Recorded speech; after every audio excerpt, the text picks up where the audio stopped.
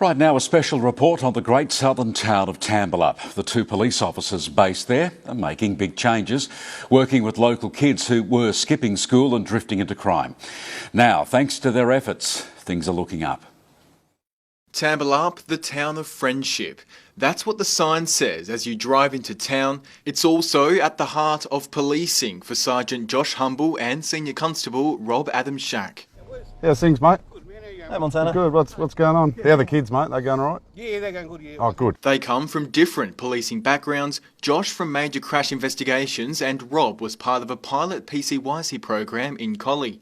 But shortly after they arrived, the town was left shocked by a murder. There's still some angst around town as a result of that, and they're still in a lot of pain. Since their arrival in July last year, they've been doing everything possible to work with young people. Soon after arriving, I identified that our primary issue in town was with some of the youth not attending school, committing graffiti, vandalism. We're trying to work in such a way that the community understands we're human, we do our best, and we're not evil people that just try to charge. The pair are working directly with families and local elders. That's the first place that I used to remember. What we want to do in Tambellapp, in our small little part of this world, is to nurture the leadership qualities that the local Indigenous kids have here, so that the next generation has leadership.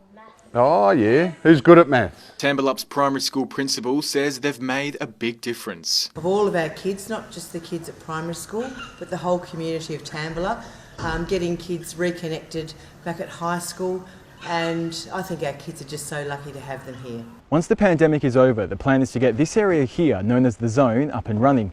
Coming here will be a reward for the kids who show up to school.